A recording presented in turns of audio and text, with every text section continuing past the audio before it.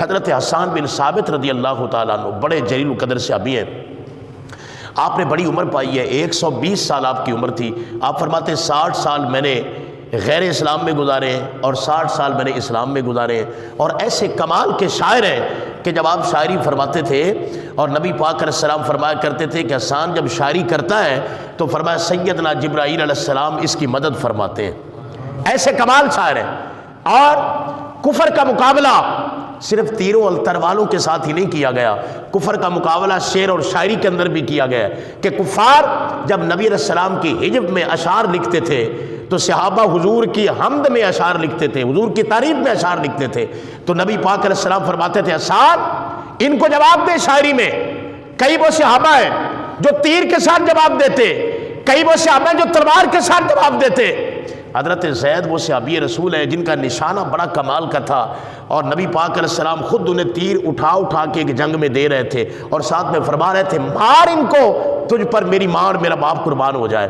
تو وہ ان کا نشانہ بڑا پکا تھا۔ ایک کافر تھا اور وہ پیچھے ایک چٹان تھی پتھر کی، اس کے پیچھے چھپا ہوا تھا، تو حضرت زید نے وہ نشانہ اس کا باندھ کے نا جیسے ہی وہ اس نے سر اٹھایا تاک کے نشانہ اس کو مارا تو اس کے تیر لگا یہاں، جب لگا تو وہ پیچھے گرا، اور پیچھے گرا تو اس کی ٹانگیں اٹھ گئی، اس کی دھوتی سائڈ پہ ہٹ گئی، چادر۔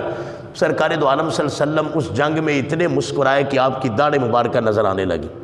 تو نبی پاک علیہ السلام کے صحابہ مختلف انداز میں انہیں جواب دیا کرتے تھے۔ تو جس وقت شاعری کی بات آتی نبی علیہ السلام فرماتے حسان جواب دے، حضرت حسان پھر شاعری لکھتے اور شاعری میں آپ جواب دیتے کفار کو۔ تو سرکار فرمایا کرتے تھے کہ حسان جب شاعری کرتا ہے، اور باقاعدہ حضور کی حدیث ہے، آپ نے دعا دی ہے کہ یا اللہ حسان کی حضرت جبرائیل علیہ السلام کے ذریعے مدد فرما۔ تو حضرت حسان پھر شاعر اشعار لکھ کر نبی علیہ السلام کی طرف سے کفار کو جواب دیتے تھے۔ تو آپ کا ایک شعر ہے، اس کا میں ایک فکرہ آپ کے سامنے، نبی علیہ السلام کی رضا اللہ کی بارگاہ میں کتنی منظور نظر ہے، اس پر میں ایک فکرہ آپ کے سامنے عرض کر رہا ہوں۔ حضرت حسان نے کہا تھا ممبر رسول پر کھڑے ہو کر حضور نے خود ان کے لیے ممبر بچھوایا تھا، فرمایا حسان میرے ممبر پر کھڑے ہو کر، فرمایا اب کرو شاعری۔ حضرت حسان ممبر پر کھڑے ہو کر حضور کے سامنے، صحابہ کے سامنے آپ نے یہ فکرہ کہا۔ کیا کہا؟ کہا کأنک قد خلقت کما تشاء۔ آقا تمام کائنات کو اللہ پاک نے اپنی رضا سے بنایا، اپنی مرضی سے بنایا، ہمیں اپنی مرضی سے بنایا، کائنات کو اپنی مرضی سے بنایا، مگر جب آپ کی بات آئی کأنک قد خلقت کما تشاء، گویا اللہ نے آپ کو ایسے بنایا جیسے آپ کی مرضی تھی، اللہ نے آپ کو ایسے بنا دیا۔